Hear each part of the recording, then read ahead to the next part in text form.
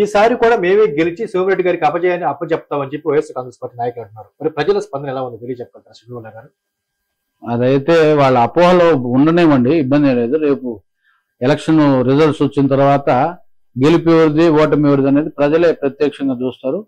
దానికి సర్వేపల్లి సోమిరెడ్డి గారిని మనం ఖచ్చితంగా గెలిపించుకుంటాం. ఆయన భారీ మెజార్టీతో 30,000 పైచిలకు మెజార్టీతో సర్వేపల్లిలో ఈసారి గెలవబోతున్నారు. ఇది రాసి పెట్టుకోవాల్సిన సత్యం ఇది. సార్, మీరు ఒక అడ్వకేట్ కూడా ఉన్నారు. భూరక్ష పథకం కింద పెద్ద ప్రమాదం పొంచి ఉందని మీ లాయర్ల అసోసియేషన్ కూడా ఈ మధ్య స్ట్రైక్ చేశారు కోర్టులో. అసలు ఏం సార్ ఈ భూరక్ష? ఈ టైటిల్ డీడ్ యాక్ట్ అని ఒకటి వచ్చింది, టైటిల్ డీడ్ యాక్ట్. దీని ద్వారా ఏంటంటే వీళ్ళకి సంబంధించి టైటిల్ ట్రాన్స్ఫర్ ఆఫీసర్ అని ఒకరిని అపాయింట్ చేస్తారు. టోటల్ గా రాష్ట్ర వ్యాప్తంగా ఉన్న సివిల్ కోర్టులకు ఉన్న అధికారాలన్నీ గుంజుకొని ఈ టైటిల్ ట్రాన్స్ఫర్ ఆఫీసర్ కి ఆ అధికారాలను కట్టబెడతారు. వీళ్ళు ఏంటంటే వీళ్ళు చెప్పింది శాసనం. రెండు పార్టీల మధ్య తగాదా వచ్చినప్పుడు కన్సర్న్ సివిల్ కోర్టుకు పోతాం. సివిల్ కోర్టు దాని మీద ఉన్న ఎవిడెన్స్ యాక్ట్ ని బేస్ చేసుకుని దాని మీద సిపిసి ప్రకారం ఏ విధంగా ఫాలో అవ్వాలి, డ్యూ ప్రొసీజర్ తో ఫాలో అయ్యి ఎవరికి దాని మీద పూర్తి హక్కులు ఉన్నాయో అది కోర్టు డిక్లేర్ చేస్తుంది. కోర్టులు చేయాల్సిన పని ఈ టైటిల్ ట్రాన్స్ఫర్ ఆఫీసర్ ఇతనికి ఏం అర్హత ఉంది, ఇతను న్యాయ నిపుణుడా, ఇతనికి దీని మీద ఏం అవగాహన ఉంది, ఒక రిటైర్డ్ పర్సన్ ఎన్నిక చేసుకుని పెట్టుకుంటారు. వీళ్ళందరూ ఇప్పుడు సమాచార కమిషన్లు ఏ విధంగా అయితే నిర్వాసిత కేంద్రాలు అయిపోయాయో అదే విధంగా టైటిల్ డీడ్ ఆఫీసర్స్ కూడా రేపు నిర్వాసిత ఆఫీసర్లకి ఒక కేంద్రంగా మారే ప్రమాదం ఉంది. దీనివల్ల రాబోయే రోజుల్లో ఆఫీసర్ ఎవరి పేరు రాస్తే వాడిది భూమి, నా భూమి ఎవరు భూమి మీద ఎవరైనా హక్కులు సాధించుకోవచ్చు. ఆఫీసర్ చేతిలో పెట్టుకోండి సార్, పెద్ద ప్రమాదం. దీనివల్ల రాబోయే రోజుల్లో మన ఆస్తులకు కూడా రక్షణ లేకుండా పోతుంది. మొత్తం ఆంధ్రప్రదేశ్ లో ఉన్నటువంటి సో ఎవరు అధికారాన్ని చలాయిస్తా ఉంటే వాళ్ళు చెప్పిన వాళ్ళకే పట్టాలి, అంతే. వాళ్ళు చెప్పిన వాడికే భూమి మీద హక్కు. ఆయన దీని డిస్ప్యూట్ అని రాసిస్తే ఇంకా దాని మళ్ళా పెద్ద సమస్య. టైటిల్ ట్రాన్స్ఫర్ ఆఫీసర్ నా ల్యాండ్ నేను బాగా ఎంజాయ్ చేసుకుంటున్న ల్యాండ్ డిస్ప్యూట్ అని ఆయన రాసేస్తే ఇంక దాని మీద అదొక పెద్ద ప్రమాదం. ఆ ప్రమాదంతో పోరాడేటప్పటికి తరాలు గడిచిపోతాయి. ఈ తరాలు గడిచిపోయి ఆస్తులు కోల్పోవాల్సిన ప్రమాదం ఏర్పడుతుంది. సో ఓ రకంగా ఈ ప్రజాస్వామ్యంలో మనకు కావాలనుకున్న వాళ్ళనే పట్టుకొని మిగతా వాళ్ళని పట్టి చూడాలన్నటువంటి ఆలోచన కూడా ఇది ఉంటుంది సార్. అవును, ఖచ్చితంగా. అవును. ఓకే. సో ఇది చాలా పెద్ద ప్రమాదం కాబట్టి న్యాయ నిపుణులైనటువంటి మీరందరూ కూడా ఖచ్చితంగా ఓకే సార్. ఇంతకీ లాయర్ల అసోసియేషన్ మద్దతు కానూను ఎన్నికలు ఎదుర్కొనే అవకాశం ఉంది? లాయర్ల అసోసియేషన్ మద్దతు రాబోయే రోజుల్లో ఎవరికి ఉండొచ్చు. ఖచ్చితంగా ప్రజాస్వామ్యాన్ని బ్రతికించే వాళ్ళ వైపే ఉంటుంది. ప్రజాస్వామ్యాన్ని రక్షించే ప్రభుత్వాలకే న్యాయవాదులందరూ కూడా మద్దతు తెలుపుతారని నేను భావిస్తున్నా. సర్వేపల్లి నియోజకవర్గంలో ప్రత్యేకించి 175 నియోజకవర్గాలు మీ సర్వేపల్లి నియోజకవర్గంలోనే ఎక్కువ దోపిడీ జరిగింది అని తెలుగుదేశం పార్టీ శ్రేణులు పలు సందర్భాల్లో ప్రకటిస్తూ ఉంటారు. నిజంగా దోపిడీ జరిగింది? ఖచ్చితంగా జరిగింది. వివరించగలరా సార్? దోపిడీ అంటే ఇప్పుడు మా సర్వేపల్లి నియోజకవర్గంలో బూడిద దోపిడీ, గ్రావెల్ దోపిడీ, చెరువుల దోపిడీ, నీటి కుంటల దోపిడీ, తర్వాత ఈ శాండ్ ఏదైతే ఉందో దీనికి కట్టడాలకు ఉపయోగించే శాండ్ చెరువుల్లోనే వీళ్ళు కృత్రిమ రివర్ శాండ్ కాకుండా కృత్రిమంగా వీళ్ళే దాన్ని చేసుకుని ట్రక్కుల వీళ్ళు అమ్మేసి దానికి స్థానిక పోలీస్ యంత్రాంగం వాళ్ళకి మద్దతు తెలపడం, అన్నిటి మీద అన్ని దోపిడీ జరిగాయి. తర్వాత రెండోది ఏంటంటే అధికారులు వాళ్ళ స్థాయిని మరిచి వాళ్ళ బాధ్యతలు మరిచి పార్టీకి ఏజెంట్ గా పనిచేశారు తప్ప అధికారులుగా ఎక్కడ విధులు నిర్వహించలేదని చెప్పి నాకు స్పష్టంగా కనిపించింది. దాన్ని ఖచ్చితంగా నేను బలంగా నమ్ముతున్నాను. సో మొత్తానికి అన్ని రకాలుగా అన్ని విధాలుగా వైఎస్ఆర్ కాంగ్రెస్ పార్టీ ప్రభుత్వ హయాంలో సర్వేపల్లి నియోజకవర్గం అవినీతిలో మునిగిపోయింది. భావి తరాల ఆస్తులన్నీ కూడా నిర్వీర్యం అయిపోతాయి. ఈసారిగాన పొరపాటున వైసీపీ ప్రభుత్వంగా ఏర్పడితే ఇంకా ఎవరి ఆస్తులకి రక్షణ ఉండదు, ఎవరు మాన ప్రాణాలకు రక్షణ ఉండదు. మన ఇంట్లో దూరి కత్తి పెట్టుకుని డబ్బులు ఇమ్మన్నా కూడా ఇవ్వాల్సిన పరిస్థితి ప్రమాదంలో పడిపోయింది. ఇంకా దాన్ని పరిరక్షించుకోవడం కోసం మీలాంటి తెలియగల అందరం కూడా ముందుకు వచ్చి సోమిరెడ్డి గారు లాంటి వారికి మద్దతు తెలిపి వారిని గెలిపించుకోవాలని చెప్పి ముందుకు వచ్చి. సార్, మీరు భారతీయ జనతా పార్టీలో పనిచేశారు. 2019 ఎన్నికల్లో పార్టీలకు అతీతంగా కాకాని గోవర్ధన్ రెడ్డి గారికి మద్దతు ప్రకటించారు. అవును, బాగానే ఉంది. మరి కాకాని గారిని చూశారు, ఇప్పుడు సోమిరెడ్డి గారిని చూస్తూ ఉన్నారు. కాకాని గారి నాయకత్వాన్ని, సోమిరెడ్డి గారి నాయకత్వాన్ని గురించి 2 మాటలు చెప్పంటే ఎలా చెప్తారు సార్ మీరు? సోమిరెడ్డి గారిని మేము 1999 నుంచి చూసాం. ఓకే. ఆయన ఎక్కడ కూడా వ్యక్తిగతంగా ఎవరిని ఇబ్బంది పెట్టినోడు కాదు. Okay. రెండోది వచ్చేసి ఏదైనా ఇప్పుడు మేము ఒకప్పుడు ఆయన డెవలప్మెంట్ యాక్టివిటీస్ గురించి లిస్ట్ చెప్తుంటే ఊర్లో సౌటి కాలువ కానీ సిమెంట్ రోడ్డు కానీ నీళ్ళ ట్యాంక్ ప్రతిది కూడా ఈ ఊరికి నీ చేసామని చెప్పి చెప్పగలిగేవాడు నోటి మీద. వాళ్ళు బాగా అంటే డెవలప్మెంట్ చేశాడు కాబట్టి ఆయన టక టక టక టక చెప్పుకోగలుగుతున్నాడు. Good leadership quality. అంటే నేనేం పని చేశాను నాకు తెలియకుండా ఉంటే వాస్తవంగా నా లీడర్షిప్ పోయినట్టే. ఈ రోజు అధికారులకు కానీ ప్రజాప్రతినిధులు కానీ ఏం పని చేశారో చెప్పండి సార్ అంటే లిస్ట్ ముందు పెట్టుకొని చెప్పాల్సిన దుస్థితి. మీరు ఏం డెవలప్మెంట్ చేశారంటే సిమెంట్ రోడ్లు వేసేసారు. సిమెంట్ రోడ్లు మీరు కాదు స్వామి, సెంట్రల్ గవర్నమెంట్ ఫండ్స్ ఎన్ఆర్ఈజెస్ కింద వచ్చిన ఫండ్స్, దాని నుంచి మీరు ఖర్చు పెడుతున్నారు. మీరేం డెవలప్మెంట్ చేశారు? మీరు ఏ విధంగా ఏ రాష్ట్ర ప్రభుత్వ నిధులతో మేము డెవలప్మెంట్ చేసామంటే తాగునీరు, సాగు రంగం, సాగునీటి రంగం అన్ని విఫలమైంది. ఈ రోజు రైతులు కూడా వాళ్ళు పంటలు పండించుకునే చాలా అవస్థలు పడుతున్నారు. వాళ్ళకి పూర్తిగా కూడా నీళ్లు అందలేని పరిస్థితి. సో అవగాహన రాహిత్యం వల్ల ఏం జరుగుతుంది? అవును అవును, అవగాహన రాహిత్యం. రెండోది ఏంటంటే ప్రజలకు పనులు చేసేది ఏదైతే ఉన్నాయో వీళ్ళు ఓన్లీ పేపర్ మీద ఉంటున్నాయి. Okay sir. సార్ మీరు ఇందాక ఒక మాట అన్నారు సార్, 99 నుంచి మేము సోమిరెడ్డి గారిని చూస్తున్నాము.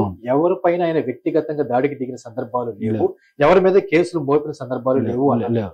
మరి 2019 నుంచి ఇప్పుడు 2024 వరకు ఈ 5 ఏళ్లలో కాకాని గారు ఉద్దేశపూర్వకంగా ఎవరి మీద కేసులు పెట్టి మీరు తెలుసుకున్నారా? సుమారు బీసీ వర్గాల మీద 84 మంది మీద కేసులు పెట్టినారు సర్వేపల్లి నియోజకవర్గంలో. మైనార్టీలు మేము ఉన్నాము. మా కశ్మూర్ దగ్గర ఒక 2 యువకుల్ని అక్కడ ఉండే ఎస్ఐ వాళ్ళని టార్చర్ చేసినందువల్ల చనిపోవడం జరిగింది. అదే విధంగా ఆ పొదలకూరులో కూడా ఒక దళితుడిని చంపేయడం జరిగింది. ఎంత జరిగిందంటే ఈయన టార్చర్, ఈయన టార్చరు, ఈయన వేధింపులకే, ఆస్తులు పెరుక్కోవడం కోసం మహా రాజకీయ నాయకులు కూడా ఇతను భయపడి ఆస్తులను వదిలేసి వెళ్ళిపోయినారు. నియోజకవర్గంలో ప్రస్తుతం ఉన్న దుస్థితి చాలా మంది ఉన్నారు. ఈయన బాధితులు చాలా మంది ఉన్నారు. వాళ్ళందరూ కూడా ఏకం అవుతున్నారు. రాబోయే రోజుల్లో సర్వేపల్లిలో కాకాని గోవర్ధన్ రెడ్డిని ఓడించేదానికి అందరం కృషి చేస్తున్నాం. సో అందుకోసంగానే మీరందరూ కూడా కంకణబద్దులై ఉన్నారు. ఖచ్చితంగా సార్, మీరు ముస్లిం మైనారిటీ వర్గానికి చెందిన వ్యక్తి. ముస్లింల అభ్యున్నతి కొరకు, అభివృద్ధి కొరకు ఏ పార్టీ బాగా పనిచేస్తుంటారు? TDP, YCP, Congress? ఇప్పుడు ముస్లింల అభ్యున్నతి కొరకు రాష్ట్ర ప్రభుత్వం, జగన్ ప్రభుత్వం అయితే మేము 6గురికి 7గురికి సీట్లు ఇచ్చామంటున్నారు. వీళ్ళు ఇచ్చిన తర్వాత కనీసం వీళ్ళకుండే కోరలను కట్ చేసేసారు. వీళ్ళ మైనార్టీ కమిషన్ అనేది నిర్వీర్యం చేసేసారు. రాష్ట్ర మైనార్టీ కమిషన్ లో ఒక ఎంక్వైరీ జరిగిన సందర్భాలు లేవు. ఫైనాన్స్ కమిషన్ ని నిర్వీర్యం చేసేసారు. తర్వాత ఏదైతే ఉందో ఈ దుల్హన్ పథకం ఏదైతే ఉందో దాన్ని 50,000 రూపాయలు నుంచి ₹1,00,000 ఇస్తామని చెప్పి ఆ రోజు హామీ ఇచ్చాడు. లాస్ట్ 6 నెలల నుంచి ఏదో దాన్ని అరాకొర, దానికి కూడా 16 రకాల కోతలు పెట్టి అమ్మాయి అబ్బాయి 10th పాస్ అయి ఉండాలా, ఆ తర్వాత ఏజ్ ఫ్యాక్టర్స్ ఇవన్నీ కూడా సర్టిఫైడ్ కాపీస్ కావాలి, ఎందుకు చాలా రిస్ట్రిక్షన్స్ పెట్టారు. వీటన్నిటికీ ఏంటంటే 100 మంది అప్లై చేసుకుంటే కనీసం 10 మందికో 5గురికో వచ్చే పరిస్థితి. దీంట్లో అయితే ముస్లింల అభ్యున్నతి కోసం రాష్ట్ర ప్రభుత్వం చేసింది చాలా ఘోరం, ఏం చేయలే. అదేవిధంగా మైనార్టీల ఆస్తులకు సంబంధించి వక్ఫ్ భూములు ఉన్నాయి. వక్ఫ్ భూముల్ని ఈ రోజు ఎక్కువగా ఆక్రమించుకున్న వాళ్ళు రాష్ట్ర వ్యాప్తంగా వైఎస్ఆర్సీపీ నాయకులు ఎక్కువగా. అది కూడా జరిగిందా? తర్వాత జియో ట్యాగింగ్ చేస్తానన్నారు. ఆ జియో ట్యాగింగ్ సంబంధించి ఈ రోజు కూడా చేసిన దాఖలాలు లేవు మైనార్టీ వక్ఫ్ ఆస్తులకు సంబంధించి. అదేవిధంగా ఏదైతే మైనార్టీ వక్ఫ్ ఆస్తులు ఏదైతే ఉన్నాయో వాటిని అక్కడ ఉండే స్థానిక ఎమ్మెల్యేలు వాళ్ళు కబ్జాలు చేసుకుని లీజులకి ఇచ్చి రెంట్లు తీసుకుంటారు. అది మాకు జరిగిన మేలు. అంటే జగన్మోహన్ రెడ్డి గారి ప్రభుత్వ హయాంలో మీకు జరిగిన మేలు అని మేము భావించుకో, అంటే ఆయన దృష్టిలో అది మేలు. కానీ రానున్న ఎన్నికలు మీ ముస్లిం మైనార్టీ వర్గాల మద్దతు ఎవరుకుంటే ఖచ్చితంగా తెలుగుదేశం పార్టీకి ఉంటది. మైనార్టీలందరూ కూడా మేలుకున్నారు. రెండోది వచ్చేసి మైనార్టీలందరూ కూడా కంకణ బద్దులై ఉన్నారు. ఇటువంటి ప్రభుత్వాన్ని ఇంతవరకు మేము చూడలేదు. వైసీపీకి హటావ్, ఏపీకి బచావ్ అనే నినాదంతో ముస్లిం మైనార్టీలందరూ కూడా కంకణబద్దులై ఉన్నారని చెప్పి ఈ సందర్భం మీకు తెలియజేసుకుంటాం. Okay sir. Sir, Bharatiya Janata పార్టీలో 25 years గా మీరు వర్క్ చేశారు. బీజేపీ అంటే మతతత్వ పార్టీ అంటుంటారు కొందరు. మీరు చూస్తే ఒక ముస్లిం మైనారిటీ వర్గానికి చెందిన వ్యక్తి సెంట్రల్ కమిషన్ దాకా వెళ్ళారు. ఇందుకు బీజేపీ మతతత్వ పార్టీ అనే మాటకి మీరు అంగీకరిస్తారా? లేదండి, బీజేపీ మతతత్వ పార్టీ అయితే నేను అంగీకరించను. నేను సుదీర్ఘంగా నాకు ప్రయాణం జరిగింది. ఎక్కడా కూడా నువ్వు ముస్లిం నువ్వు పక్కన కూర్చో. మతతత్వం అంటే ఏంటి సార్ చెప్పండి? మతతత్వం అంటే ఒక మతానికే సపోర్ట్ చేయడం. భారతీయ జనతా పార్టీ ఫౌండర్లో వన్ ఆఫ్ ద ముస్లిం ఉన్నాడు. భారతీయ జనతా పార్టీని స్థాపించే దాంట్లో జనరల్ సెక్రటరీగా ముస్లిం ఉన్నారు. ఆ రోజు నుంచి ముస్లింలకు ప్రాధాన్యత ఉంది. మతతత్వం అనేది ఏంటంటే మధ్యలో సృష్టించుకొని రాజకీయ పబ్బాలు కలుపుకునే దానికే కోసం, రాజకీయ విభేదాల కోసం జరిగే విషయం. అంతేగాని నేను ఎక్కడ మైనార్టీగా వివక్ష ఎదుర్కోలే. నన్ను ఉన్నంతసేపు నన్ను ఎంకరేజ్ చేశారు, నన్ను ఆ స్థాయి దాకా తీసుకెళ్ళి. ఈ 25 ఏళ్ల రాజకీయ కాలంలో మీ వెన్నంటి మీ అనుచరులు ఎవరు చెప్పగలరు? స్థానికంగా మిత్రులు ప్రసాద్, మణి, దుర్గారావు, శ్రీహరి వీళ్ళందరూ ఉన్నారు. చాలా మంది మిత్రులు ఉన్నారు. రమణమ్మ వీళ్ళందరూ కూడా వ్యక్తిగతంగా వాళ్ళు ఒకరికొకరు సహాయం చేసుకుంటూ పార్టీ పటిష్టం కోసం మేము అందరం కూడా కలిసి కృషి చేసాం. అదేవిధంగా మేము పార్టీ మారేటప్పుడు కూడా అందరూ అనుకున్న తర్వాత మేమే పార్టీతో విభేదించాలి. వ్యక్తిగత కారణాలతో మేము పార్టీకి రిజైన్ చేసాం. ఈ మధ్య కాలంలోనే మీ ముత్తుకూరు మేజర్ పంచాయతీలో పంచాయతీ ఎన్నిక జరిగిన సందర్భంలో ప్రధాన ప్రతిపక్షమైన తెలుగుదేశం పార్టీ కన్నా భారతీయ జనతా పార్టీకే ఎక్కువ వార్డులు నిజమే. మేము 2 గెలుచుకున్నాము. అప్పుడు ఇంకొకటి టీడీపీ ఒకటి, తర్వాత మొత్తం 13 వచ్చేసి వైసీపీ. ఇంతకీ మీ మేజర్ పంచాయతీలో పనితీరు ఎలా ఉంది? ఘోరంగా ఉంది. ముత్తుకూరు గ్రామ పంచాయతీలో కోట్లాది రూపాయల నిధులు దుర్వినియోగం జరిగినాయి. ఆ నిధుల దుర్వినియోగం గురించి మేము అనేక మంది అధికారులకు ఫిర్యాదు చేసాం. అధికారులు కూడా చెప్పేది ఏంటంటే ఇంకా మేము గట్టిగా దీని మీద యాక్షన్ తీసుకుంటే మా ఉద్యోగాలు పోతాయి, కాబట్టి మేము ఏం చేయలేని చెప్పి వాళ్ళు కూడా భయమే. జిల్లా పంచాయతీ అధికారి కూడా స్వయంగా నాకు చెప్పుకుంది ఏంటంటే మేము ఇంకా మీ నియోజకవర్గంలో కాకాని గోవర్ధన్ రెడ్డి మినిస్టర్గా ఉన్నాడు, ఆయన చెప్పినట్టే చేయాలి. మేము ఇంక దీని మీద మేము ఎంక్వైరీ మాకు తెలుస్తుంది.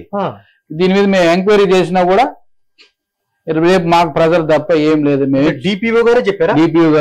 ఓకే, మీరు పోయి డైరెక్ట్ గా ఆయనతో కలిసి మాట్లాడుకోండి అని ఉచిత సలహా కూడా ఇచ్చారు. ఇంకా వాళ్ళ నిస్సహాయత దాన్ని వాళ్ళని తప్పు పట్టడం కాదు, అంటే ఉన్న పరిస్థితులను మేము అర్థం చేసుకున్నాం కాబట్టి ఇంకా వాళ్ళని మేము ఇబ్బంది పెడతాం. గ్రామ స్థాయి నుంచి మండల స్థాయి దాకా, మండల స్థాయి నుంచి జిల్లా స్థాయి దాకా, జిల్లా స్థాయి నుంచి రాష్ట్ర స్థాయి దాకా అణచివేత జరుగుతుంది డిపార్ట్మెంట్లలో కూడా. అవును. సో ఇదే ప్రజాస్వామ్యం ప్రమాదం పడింది. ప్రజాస్వామ్యం పడిపోయింది. ఇంక దీన్ని పరిరక్షించుకునే దానికి అందరం కంకణం కట్టుకుని ముందుకు రాము. సో కూటమి విజయం సాధించే అవకాశం 100%. ఓకే, మీరు అన్నారు సార్ ప్రజాస్వామ్యాన్ని పరిరక్షించుకోవడం కోసమే మేము సోమిరెడ్డి గారు లాంటి సుదీర్ఘ అనుభవం కలిగిన వ్యక్తి మద్దతు ఇస్తున్నాం అన్నారు. ఇంటికి సోమిరెడ్డి గారు గెలిచే అవకాశం ఉంది? 100% ఎంత తేడా గెలిచే అవకాశం ఉంది? 30,000 మెజార్టీ సోమిరెడ్డి గారు సర్వేపల్లి మీద ఈసారి గెలవబోతున్నారు. గెలుస్తారు. ఎవరైనా రాసి పెట్టుకోవచ్చు. అంతేనా సార్? అంతే. గెలిచిన తర్వాత మళ్ళీ ఇంకొక అంతే. సార్ షఫీవుల్లా గారు, మీ మైనారిటీ వర్గానికి చెందిన వ్యక్తులకు కావచ్చు, మీ అనుచరులకు కావచ్చు, ప్రజాస్వామ్య పరిరక్షణ కోసంగా ముందుకొచ్చే ప్రతి వ్యక్తికి కావచ్చు, రానున్న ఎన్నికల్లో ప్రజలు ఎలాంటి స్టెప్ తీసుకోవాలో మన ఛానల్ ద్వారా మీరే అందరికీ పిలిపివ్వమని కోరుకుంటున్నాను సార్. అందరికీ నమస్కారం. నా పేరు అబ్దుల్ షఫీవుల్లా. నేను తెలుగుదేశం పార్టీ మైనార్టీ నాయకుడిని, సర్వేపల్లి నియోజకవర్గం. సర్వేపల్లి నియోజకవర్గంలో ఉండే మైనార్టీ వర్గాలకి మరియు బీసీ ఎస్సీ ఎస్టీ వర్గాలకి నేను విన్నవించేది ఏమనగా, రాబోయే ఎన్నికలు మనకు అందరూ కూడా చాలా కీలకమైన ఎన్నికలు. ప్రజాస్వామ్యాన్ని మనం పరిరక్షించుకొని రాబోయే భవిష్యత్తు తరాలకు కూడా బాగుండాలనుకుంటే మనం ఖచ్చితంగా ఈసారి తెలుగుదేశం పార్టీ జనసేన కూటమికి భారీ మెజార్టీ ఇచ్చి ఉమ్మడి అభ్యర్థి సోమిరెడ్డి గారిని మనం గెలిపించుకోవాల్సిన అవసరం ఉందని చెప్పి ఈ సందర్భంగా నేను తెలియజేసుకున్నాను. Thank you very much sir. మీ విలువైన సందేశాన్ని మన ఛానల్ ప్రేక్షకులకు అందించినందుకు. మీరు కోరుకున్న విధంగా రానున్న రోజుల్లో ప్రజాస్వామ్యం బతకాలని మన ఛానల్ తరఫున మనసారి కోరుకుంటున్నాం సార్. మీకు అంతా మంచిగా జరగాలని ఏమని కోరుకుంటున్నాం. All the best. నమస్తే. Thank you sir. ఫ్రెండ్స్, ఇదండి ఒకప్పుడు భారతీయ జనతా పార్టీ నాయకుడు, ప్రస్తుతం తెలుగుదేశం పార్టీ నాయకుడు సోమిరెడ్డి చంద్రమోహన్ రెడ్డి గారి విజయం కోసం ఆహర్నిశలుగా శ్రమిస్తున్న వ్యక్తి. తను లాయర్ అయినప్పటికీ కూడా తన అనుచరులందరినీ కలుపుకుంటూ ప్రజాస్వామ్య పరిరక్షణే మన ధ్యేయంగా భావిస్తున్నటువంటి అబ్దుల్ షఫీవుల్లా గారితో మన కార్యక్రమం. ఇది మీకు నచ్చిందని మేము భావిస్తున్నాం. మరొక కార్యక్రమంతో మళ్ళీ కలుద్దాం. Keep watching, please subscribe, like this channel. ధన్యవాదాలు.